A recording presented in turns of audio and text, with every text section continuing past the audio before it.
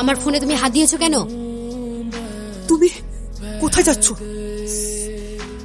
আর একটা কথা বললে আমি কিন্তু তোমাকেই ফাঁসিয়ে দেব। ঠিক আছে ঠিক আছে, আমি কাউকে কিছু বলছি না, কিন্তু ফোনে অনেক রকম ভাব থাকে যাকে তুমি চেনো না।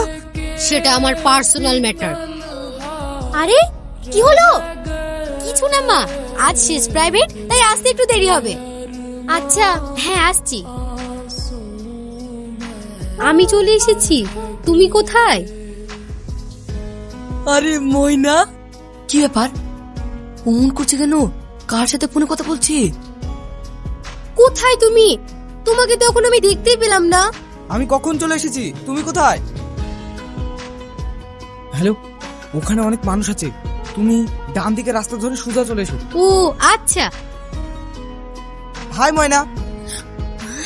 High Rocky.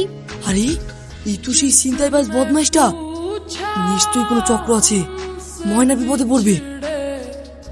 কেউ বুঝতে পারেনি তো? এই না না, চলো চলো।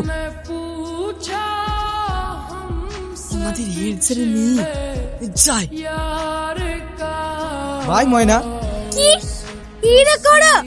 আমার পাওনা আমি পেয়ে গেছি, হীরা তোমাকে কিনেছি 5 লাখে। বাই ময়না। ভেটুল বাঁচাও আমাকে, ছাড়। ও আমার হেড স্যারের মেয়ে, এই ভেটুলের গায়ে রক্ত থাকতে কেউ ওকে ছুতে পারবে না। তাহলে মর। এই চলো ময়না, চলো চলো চলো চলো। স্কুলে ছুটে গেলি, তাও বললি না। আসার সময় জিজ্ঞাসা করলাম, তাও বললি না। কি বিপদ হয়েছে সেটা তো বল। বিপদ? কি হয়েছে? কার বিপদ? তুমি হঠাৎ স্কুল থেকে চলে আসলে, শরীর ঠিক আছে তো? কার কি হলো মাস্টার মশাই? ময়না, ময়না, ময়না কি হয়েছে? কোথায় ময়না? ময়না কি হলো গো? ময়নার কি হলো? বল বল। এই তো ময়না। এই তুই কোথায় গিয়েছিলি? কোথাও যায়নি, পথ দিয়ে যাচ্ছিল, আমি নিয়ে চলে এসেছি। হারাম দাদা, আমার মেয়ে গেলে কোথায় গেছিলি?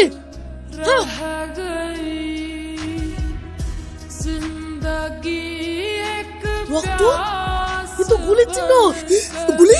বেটুল, বেটুল, নিশ্চয় ওই রকি গুন্ডা। তুমি কারোর সাথে পালিয়েছিল? গুলি? ওগো, গুলি কি করে লাগলো? এই ময়না, তুই কোথায় গিয়েছিলি? কোথায় ছিলি? বল, চুপ করে আছিস কেন? নিশ্চয় তোর জন্য এই অবস্থা। বল বলছি। না, ময়নার কোনো দোষ নাই স্যার, ময়না কিচ্ছু করেনি। আমি বদমাশ মাথা মুটা, তাই। বেটুল,